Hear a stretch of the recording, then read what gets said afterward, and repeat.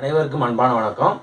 இந்த வீடியோ கிளிப்பில் நம்ம பார்க்க போகிற என்னன்னு பார்த்தா +2 வேதியியலில் வந்து வால்யூம் 1 வந்து அழகு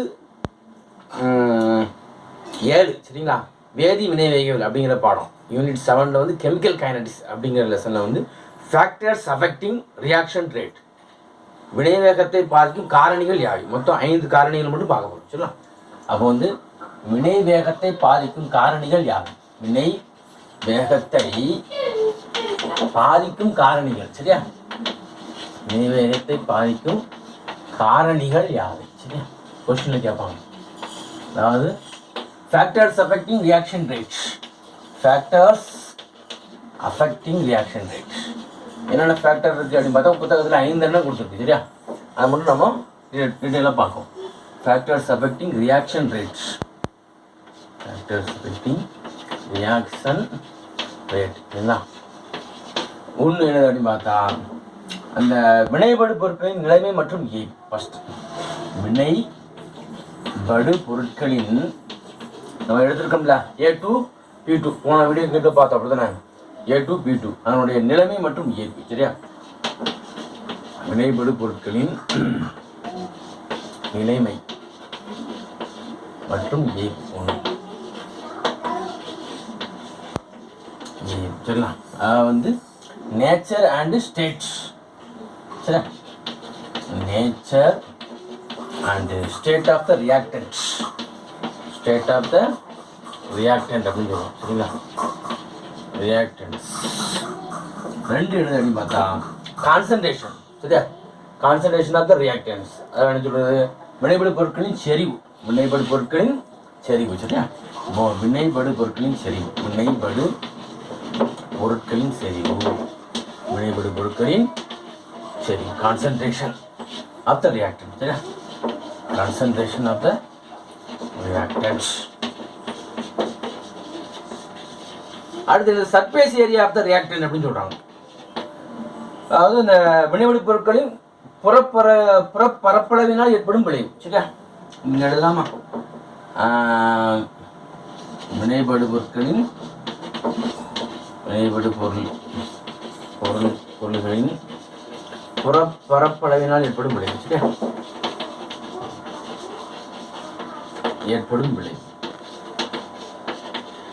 ஏற்படும்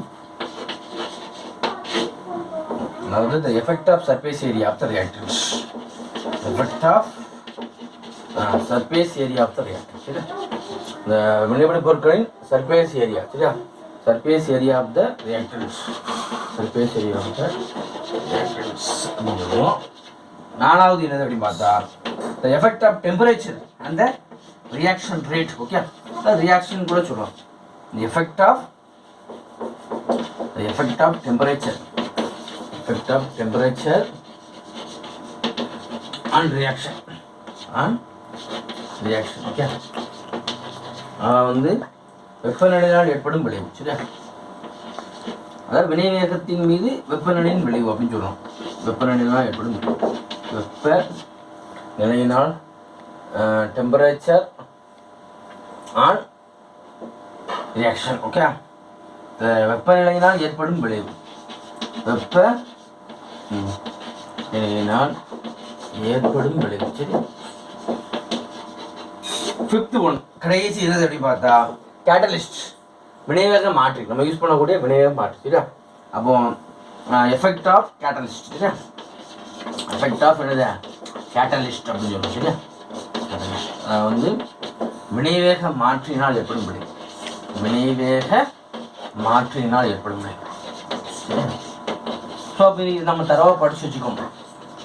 மொத்தம் 5 தான், 5 இது ஃபேக்டர்ஸ் வந்து இருக்குது சரியா. வினைவேக மாற்றினால் ஏற்படும் விளைவு, ஏற்படும் விளைவு சரியா.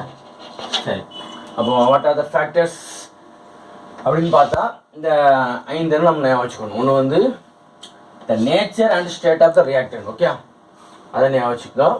அப்புறம் வினைபடு பொருட்களின் செறிவு அப்படிங்கிறத ஞாபகம் வச்சுக்கணும். அப்புறம் வினைபடு பொருட்களின் புறப்பரப்பளவினால் ஏற்படும் விளைவு, அதான் வந்து அப்புறம் டெம்பரேச்சரு, அப்புறம் என்னது கேட்டலிஸ்ட் ஓகே.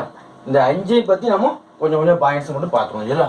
ஃபர்ஸ்ட் வந்து வினைபடு பொருட்களின் நிலைமை மற்றும் ஏய்வு, இது என்ன சொல்லுது அப்படின்னு பார்த்தா அந்த நேச்சர் அப்படிங்கிறது நேச்சர் ஸ்டேட்டுங்கிறது முக்கியமானது அப்படிதானே. இது முக்கியமானதாக சொல்கிறோம். நம்ம ஒரு வால்மெட்ரிக் அனலைசிஸ் தான் உங்களுடைய புத்தகத்தில் கொடுக்கப்பட்டிருக்கு. பருமனரி பகுப்பாய்வு சரியா. அதில் என்ன போட்டு நம்ம ப்ராக்டிக்கலே செய்வோம். என்ன செய்வோம் அப்படின்னு பார்த்தா எஃப்ஏஎஸ் வெர்சஸ் கேமோனோஃபோர் சரியா. இந்த presence of acid sulphuric acid முன்னு நடக்குது. நம்ம அந்த எஃப்ஏஎஸ் வந்து கேமோனோஃபோரோட டைட்ரேட் பண்ணணும் சரியா. அந்த மாதிரி வந்து நீண்ட கண்ணாடி குழாய் இது பியூரட் அப்படின்னு சொல்லுவோம். இப்போ என்னது பியூரட் சொல்லுவோம். இந்த பியூரட்டில் வந்து இந்த ஊதா நிற கரைசல் சரியா. ஊதா நிறத்தில் இருக்கக்கூடிய அந்த கேமோனோஃபோரை எடுத்துக்கணும். கேமோனோஃபோரை எடுத்து நம்ம என்ன செய்யணும் அப்படின்னு பார்த்தா நம்ம குவானிக்கல் ஃப்ளாஸ்கில் வந்து நம்ம என்ன பண்ணணும் எஃப்ஏஎஸ் இந்த presence of sulphuric acid H2SO titrate பண்ணுவோம். டைட்ரேட் பண்ணும்போது அங்கே வந்து ஆக்சிடேஷன் ப்ராசஸ் நடக்கும். ஆக்சிடேட்டோட கேமோனோஃபோர் வந்து act as oxidation agent okay. இது வந்து Fe2+ வந்து Fe3+ மாற்றிடும். அதாவது increase in positive charges called oxidation அப்படிதானே. நம்ம ஏற்கனவே பார்த்தோம், நம்ம வந்து படிச்சிருக்கோம். அப்போ 2+ வந்து 3+ மாறுது. இந்த வினையை வந்து இது கேரி அவுட் பண்ணுது. அதே மாதிரி இதே டைட்ரேஷன் தான் பியூரட்டில் நம்ம என்ன எடுப்போம், பியூரட்டில் கேமோனோஃபோர் தான் எடுப்போம். ஆனால் அங்கே வந்து மாறுது. எப்படி மாறுதுன்னா அதர்வைஸ் ஆக்சாலிக் ஆசிட் எடுப்போம். இங்கே என்ன எடுக்கிறோம் ஆக்சாலிக் ஆசிட். எதுக்கு பதிலாக எஃப்ஏஎஸ்க்கு பதிலாக ஆக்சாலிக் ஆசிட் எடுத்து அதே மாதிரி என்ன செய்வோம் ஆசிட் ஊதி சல்ஃபூரிக் ஆசிட் ஊதி டைட்ரேஷன் பண்ணுவோம். ஆனால் அங்கே வந்து இந்த அப்பியரன்ஸ் ஆஃப் பிங்க் கலர் வந்து உடனே ஃபார்ம் ஆகாது. இதில் வந்து உடனே ஃபார்ம் ஆகுது. Fe2+ வந்து Fe3+, அதாவது வந்து ஃபெரஸ். இங்கே வந்து ஃபெரஸ் என்ன மாறுது ஃபெர்ரிக்காக மாறும் சரியா. ஃபெர்ரிக்காக என்ன செஞ்சது மாறுது சரியா. இது வந்து ரியாக்ஷனை கேரி அவுட் பண்ணுது. இதே சமயத்தில் நீ ஆக்சாலிக் ஆசிட் சரியா, ஆக்சாலிக் ஆசிட் வெர்சஸ் என்னது கேமோனோஃபோர் எடுக்க செய்யும் போது நம்ம வந்து இதை வந்து ஹீட் பண்ணணும். இந்த கண்டெய்னரில் என்ன செய்யணும். இப்போ அதே மாதிரி வந்து நம்ம வந்து என்ன செய்யறோம் அப்படின்னு பார்த்தா பியூரட்டில் வந்து நம்ம என்ன செய்யறோம் அப்படின்னு பார்த்தா கேமோனோஃபோர் எடுத்துக்கிறோம். இங்கே வந்து நம்ம என்ன செய்யறோம் ஆக்சாலிக் ஆசிட் சரியா. ஆக்சாலிக் ஆசிட் சரியா. ஆக்சாலிக் ஆசிட் அந்த பிரச்சனை H2SO4 ஊதி செய்கிறோம். ஆனால் அங்கே வந்து நம்ம ஹீட் பண்ணி தான் செய்யணும். 60 டிகிரி செல்சியஸ் யூஸ் பண்ணுறோம். கை பொறுக்கும் அளவு வெப்பநிலை. ரெண்டுக்குள்ள வித்தியாசம் என்ன அப்படின்னு பார்த்தா இந்த எஃப்ஏஎஸ் வெர்சஸ் கேமோனோஃபோரில் வந்து ஆட்டோமேட்டிக்காக ரியாக்ஷன் நடக்குது அப்படித்தானே. நான் ஆக்சாலிக் ஆசிட்டை பயன்படுத்தும் போது அதே கேமோனோஃபோருக்கு தான் நம்ம என்ன செய்யலாம் ஆக்சாலிக் ஆசிட்டை பயன்படுத்தும் போது இங்கே என்ன தேவைப்படுது அப்படின்னு பார்த்தா டெம்பரேச்சர் கை பொறுக்கும் அளவு வெப்பநிலை தேவைப்படுது. ஸோ அப்போ வந்து இந்த ரியாக்டன்ட் வினைவிட பொருட்களின் நிலைமை மற்றும் இயல்பு வந்து என்ன செய்யுது இந்த வினைக்கு வினை மாறுபடுது அப்படிங்கிறத சொல்லும் சரியா. அப்போ FAS versus K M N O four oxalic acid versus K M N O four ரெண்டு ரியாக்ஷன் ஒரே மாதிரியான்னு பார்த்தா இல்லை. ரெண்டுமே கேமோனோஃபோர் தான் இருக்குது. ரெண்டுமே ஆக்சிடேஷன் தான் நடக்குது. ஆனால் வந்து என்ன இல்லைங்க இதில் வந்து டெம்பரேச்சர் தேவைப்படுது, இதில் டெம்பரேச்சர் தேவையில்லை அப்படிங்கிறது தெரியுது. அப்புறம் இன்னொரு விஷயம் என்ன அப்படின்னு பார்த்தா பிசிக்கல் ஸ்டேட் சரியா. பிசிக்கல் ஸ்டேட்டை வச்சு நம்ம சொல்லிடலாம். அதாவது சாலிடு லிக்விடு அப்புறம் என்ன இருக்கா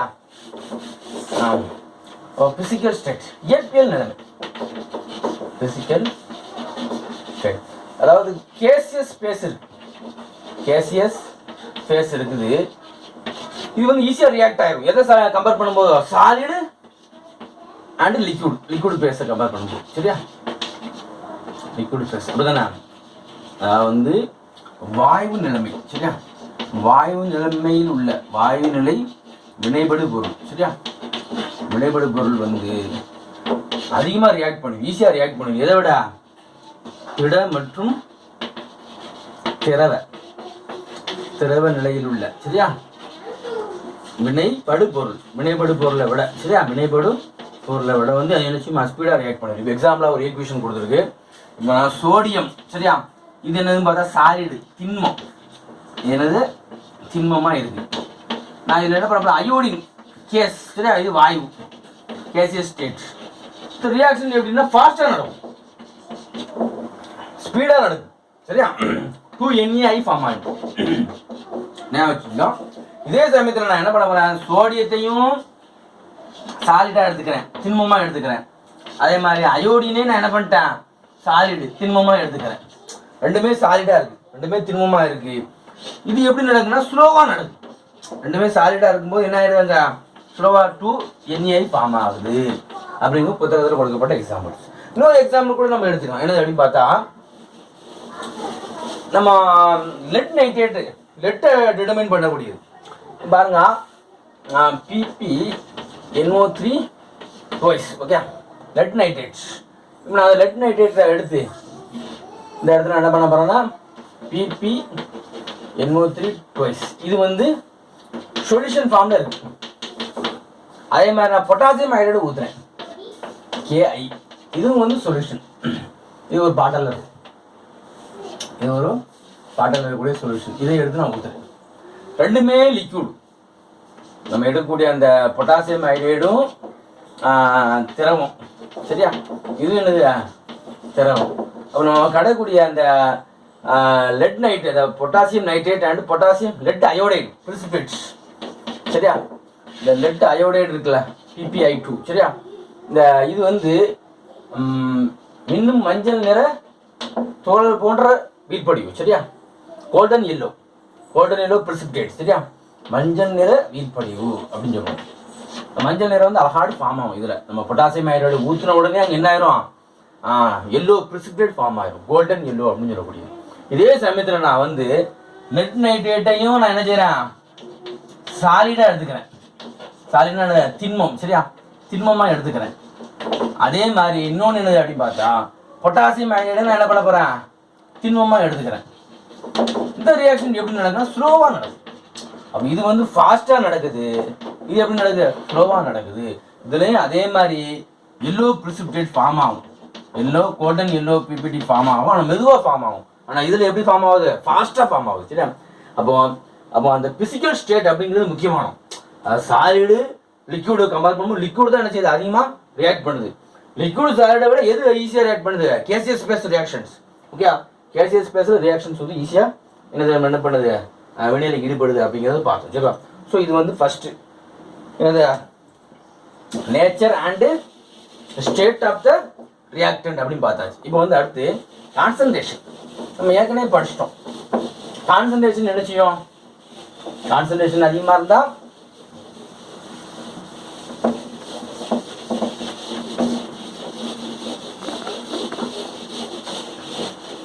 கான்சன்ட்ரேஷன் அதிகமாக இருந்தால் என்ன செய்யும், இந்த ரேட் ஆஃப் த ரியாக்ஷனும் அதிகமாக தரும், ஸ்பீட் ஆஃப் த ரியாக்ஷன்ஸும் அதிகமாக தரும். இப்போ நம்ம எழுதுவோமா, அப்போ என்னது ரெண்டாவது point, effect of change of concentration. அதுதானே concentration of reactants, concentration of reactants. வினை படுபொருட்களின் செறிவு. அதுதானே வினை படுபொருட்களின் செறிவு வந்து வினையின் வேகத்தை எப்படி பார்ப்பது, வினைபடு பொருளின் செறிவினால் ஏற்படும் விளைவு. சரியா, செறிவினால் ஏற்படும் விளைவு. சரியா, பாருங்க. அப்போ rate of the reaction directly proportional to reactant concentration. அதுதானே, அதாவது வந்து concentration of the reactant, concentration of reactants. வினையின் வேகம் எதை பொறுத்து அமையும், வினைபடு பொருட்களின் செறிவு.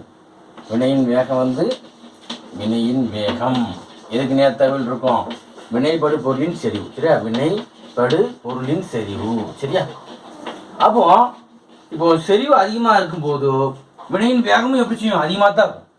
அப்போ number of according to collision theory படி வினைபடு பொருளின் செறிவு அதிகமாக இருந்தால் நம்பர் ஆஃப் கொலிஷன்ஸ் எப்படி இருக்கும், அதிகமாக தான் இருக்கும். அப்படி தானே, மோதல்களோட எண்ணிக்கை அதிகமாக இருக்கும். இதனோட எண்ணிக்கை மோதல்களின் எண்ணிக்கை அப்படின்னு சொல்லுவோம் கொலிஷன் தியரி படி. According to kinetic theory of gases, collision தியரியில் நினைச்சது அப்படின்னு பார்த்தா மோதல்களின் எண்ணிக்கை வந்து அதிகமாக இருக்கும். அப்போ வினைபடு பொருட்களின் செறிவு அதிகமாக இருந்தால் மோதல்களின் எண்ணிக்கை அதிகமாக இருக்கும் அப்படிங்கிறது இங்கே ஒரு கான்செப்ட். சரியா, எக்ஸாம்பிள்ஸும் புத்தகத்தில் கொடுக்கப்படல, இதை மட்டும் ஞாபகம் வச்சுக்கோங்க. வினையின் வேகம் அதிகமாக இருந்தால் வினைபடு பொருட்களின் செறிவு அதிகமாக இருக்கும், மோதல்களின் எண்ணிக்கை அதிகமாக இருக்கும். ஷார்ட்டாக ஞாபகம் வச்சுக்கோங்க. மூணாவது என்னன்னு பார்த்தா surface area, effect of surface area. சரியா, புறப்பரப்பளவினால் ஏற்படும் விளைவு. வினைபடு பொருட்களின்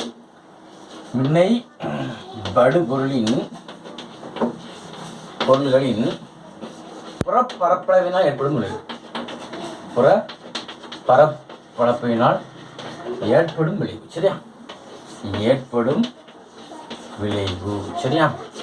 அதாவது effect of surface area, effect of surface area of the reactant, surface area of the reactant. சரியா? சரி, இப்போ பாருங்க, இதில் வந்து ஹெட்ரோஜீனியஸ் ரியாக்ஷன்ஸ் நம்ம எடுத்துக்கலாம். சரியா? இன் பலபடித்தான ஹெட்ரோஜீனியஸ் ரியாக்ஷன்ஸ், ஹெட்ரோஜீனியஸ் ரியாக்ஷன்ஸ், இப்போ பலபடித்தான வினை, பலபடித்தான வினைகள் நம்ம எடுத்துக்கலாம். சரியா? பலபடித்தான வினைகளை நம்ம எடுக்கும்போது இப்போ பாருங்க, இப்போ வந்து வினைப்படு பொருட்களின் உருவளவு வந்து குறையுது. வினைப்படு பொருளின் உருவளவு குறைவாக இருக்கும்போது, உருவளவு குறையும் போது, சரியா, என்ன ஆகுது அப்படின்னு பார்த்தா புறப்பரப்பளவு அதிகமாகும். சரியா? ஞாபகம் வச்சுக்கணும், அதிகரிக்கும். சரியா? அப்போ அக்கார்டிங் டு கொலிஷன் தியரி படி நம்பர் ஆஃப் கொலிஷன்ஸ் அதிகமாக இருக்கும். அதாவது பெர் லிட்டர் பெர் செகண்டில் வந்து நம்பர் ஆஃப் கொலிஷன்ஸ் அதிகமாக இருக்கும். சரியா? வந்து மோதல்களின் எண்ணிக்கை அதிகமாக இருக்கும். சரியா? மோதல்களின் எண்ணிக்கை அதிகமாக இருக்கும். சரியா? எண்ணிக்கை அதிகரிக்கும். சரியா? புறப்பரப்பளவு அதிகரிக்கும். எப்படி போட்டுக்கும்? சரிங்களா? அதிகரிக்கும். அப்போ வினையின் வேகமும் அதிகரிக்கும். வினையின் வேகமும் அதிகரிக்கும். சரியா? பாருங்க, இது மட்டும் உருவளவு மட்டும் குறையுது. சரியா? புறப்பரப்பளவு அதிகரிக்கும், அதிகரிச்சா மோதல்களின் எண்ணிக்கை அதிகரிக்குது, வினையின் வேகமும் அதிகரிக்குது. சரியா? அப்போ சைஸ் ஆஃப் த பார்ட்டிகிள், சரியா, size of the reactant, size of the reactant particle, சரியா, டிக்ரீசஸ். ஓகே, டிக்ரீசஸ் ஆகும்போது அப்போ என்ன ஆகும் அப்படின்னு பார்த்தா சர்ஃபேஸ் ஏரியா நிச்சயமா இன்க்ரீசஸ் ஆகும். சரியா? Surface area increases, surface area increases. Okay, அப்புறம் என்னது number of collisions per litre per second increases. Okay, number of collisions per second. சரியா? அப்புறம் என்னது per litre according to collision theory நம்ம பார்த்துருக்கோம். Increases, increases. அப்போ ரேட் ஆஃப் த ரியாக்ஷன் என்ன செய்யும்? Rate of the reaction increases, rate of the reaction increases. இப்போ ஒரு எக்ஸாம்பிள் உனக்கு புத்தகத்தில் கொடுத்துருக்கு. என்ன கொடுத்துருக்கு அப்படின்னு பார்த்தா ரியாக்ஷன் ஆஃப், சரியா, பவுடர்டு கால்சியம் கார்பனேட். ஒரே ஒரு example, powdered calcium carbonate with dilute HCl. சரியா? Dilute HCl react much more faster, reacts much more faster then என்னது then marble calcium carbonate. வந்து என்ன சொல்றாங்க அப்படின்னு பார்த்தா நம்ம வந்து தூளாக்கப்பட்ட கால்சியம் கார்பனேட்டில் வந்து நம்ம வந்து நீர்த்த ஹைட்ரோகுளோரிக் ஆசிட் ஊற்றும் போது அதனுடைய வினையையும் நம்ம வந்து கால்சியம் கார்பனேட், சரியா, பளிங்கு கல்ல நீர்த்த ஹைட்ரோகுளோரிக் அமிலம் ஊற்றும் போது அந்த ரியாக்ஷன் நம்ம கம்பேர் பண்ணும்போது எது ஃபாஸ்ட்டாக நடக்குது அப்படின்னு பார்த்தா இந்த பவுடர்டு கால்சியம் கார்பனேட்டில் வந்து ரியாக்ஷன் வந்து ஸ்பீடாக நடக்குது. சரியா? மார்பிள் கால்சியம் கார்பனேட் நினச்சி மாட்டுக்கு நுழைத்து பொங்க மாட்டுது. சரி, அங்கே வந்து ஸ்லோவாக தான் நடக்குது அப்படிங்கிறத சொல்கிறாங்க. எதனால கால்சியம் பவுடர்டு கால்சியம் கார்பனேட்டில் வந்து ரியாக்ஷன் ஃபாஸ்ட்டாக நடக்குது அப்படின்னு பார்த்தா அதில் சர்ஃபேஸ் ஏரியா அதிகமாக இருக்குது. எதனால அப்படின்னு பார்த்தா பார்ட்டிகளுடைய சைஸ் என்ன செய்யுது? குறையுது. சர்ஃபேஸ் ஏரியா அதிகமாக இருக்குது, பார்ட்டிகளுடைய சைஸ் வந்து குறைவாக இருக்குது. இதில் பவுடர்டு கால்சியம் கார்பனேட்டில். சரியா? மார்பிளில் என்ன ஆகல? பார்ட்டிகல் சைஸ் வந்து கொஞ்சம் அதிகமாக இருக்கிறதுனால மார்பிளில் வந்து ஸ்லோவாக நடக்குது. நீர்த்த ஹைட்ரோகுளோரிக் அமிலத்தை ஊற்றும் போது ரியாக்ஷன் வந்து ஸ்லோவாக நடக்குது. இதை நம்ம ஒரு எக்ஸாம்பிளாக நினச்சிடலாம், இதுக்கு எடுத்துக்கலாம். சரிங்களா? நெக்ஸ்ட் வந்து effect of change of temperature சொல்லலாமா? டெம்பரேச்சர் நம்ம ஏற்கனவே பார்த்தாச்சு. ரேட் ஆஃப் த ரியாக்ஷன் வந்து இன்க்ரீஸ் டெம்பரேச்சர் இன்க்ரீஸ் பண்ணும்போது ரேட் ஆஃப் த ரியாக்ஷன் நினச்சி இன்க்ரீஸ் பண்ணும். அப்படிதானே? அர்கீனியஸ் தியரி இதை ஃபுல்லாக நம்ம பார்த்தோம் ஏற்கனவே. அர்கீனியஸ் தியரியே என்ன செய்யுது? Effect of change of temperature தான். சரியா? நாலாவது effect of temperature and reaction. Temperature and என்னது? ரியாக்ஷன். ஓகே, வெப்பநிலையினால் ஏற்படும் விளைவு, வெப்பநிலையினால் ஏற்படும் விளைவு. அப்போ என்ன சொல்லலாம் அப்படின்னு பார்த்தா அப்போ ரேட் வந்து directly proportional to temperature of reaction. அப்போ நம்ம வந்து டெம்பரேச்சர் ஒரு ரியாக்ஷனில் டெம்பரேச்சர் இன்க்ரீஸ் பண்ணும்போது rate of the reaction increase ஆகும். அப்படி தானே? வினையின் வேகம். சரியா? வினையின் வேகம் வந்து எதுக்கு? வெப்பநிலைக்கு எப்படி இருக்கு?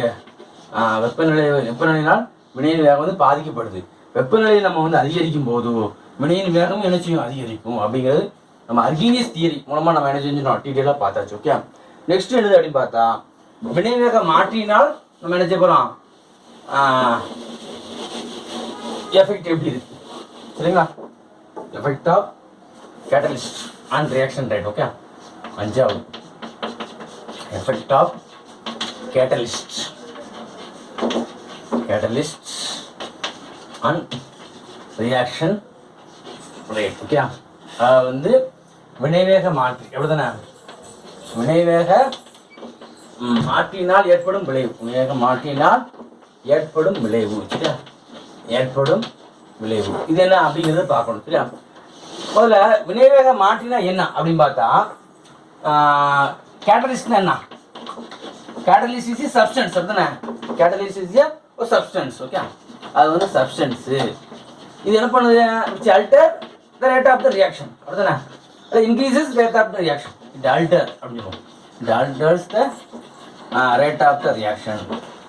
அது ஸ்பீட் அப் த ரியாக்ஷன் சொல்லலாமா? Speed up the reaction. Speed up decrease பண்ணும், இன்க்ரீஸ் பண்ணும். Speed up the reaction. Okay, speed up the reaction. இப்போ என்ன சொல்றாங்க அப்படின்னு பார்த்தா இந்த கேட்டலிஸ்ட் வந்து அந்த ஆக்டிவேஷன் எனர்ஜி லோவர் பண்ணுது. ஞாபகம் வச்சுக்கணும். கேட்டலிஸ்ட் வந்து it lovers the activation energy. It lovers the activation energy. Okay, activation எனர்ஜியை வந்து லோவர் பண்ணுது. இதனால என்ன நடக்குது அப்படின்னு பார்த்தா the large number of molecules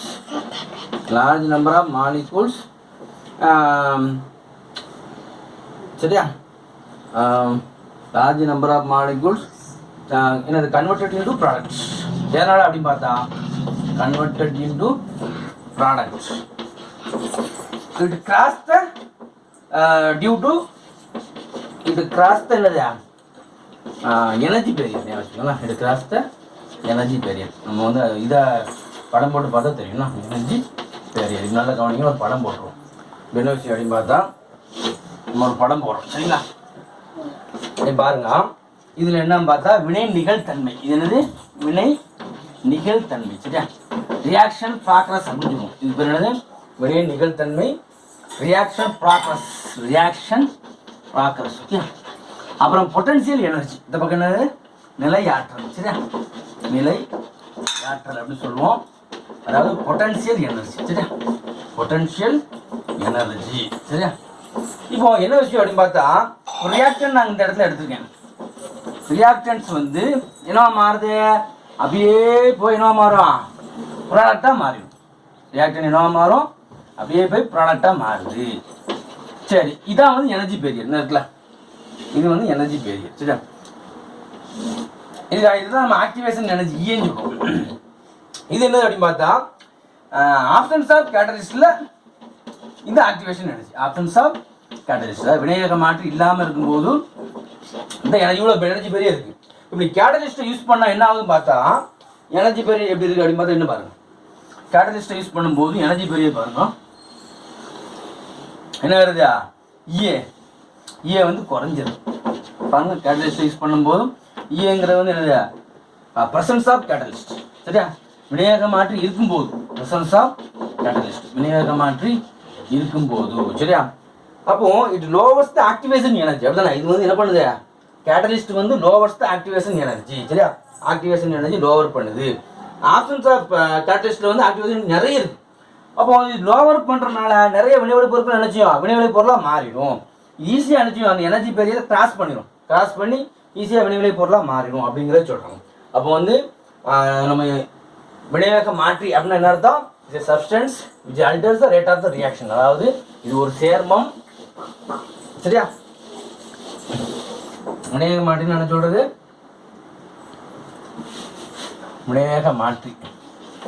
வினைவேக மாற்றினா என்ன அப்படின்னு பார்த்தா இது ஒரு சேர்மம். சரியா?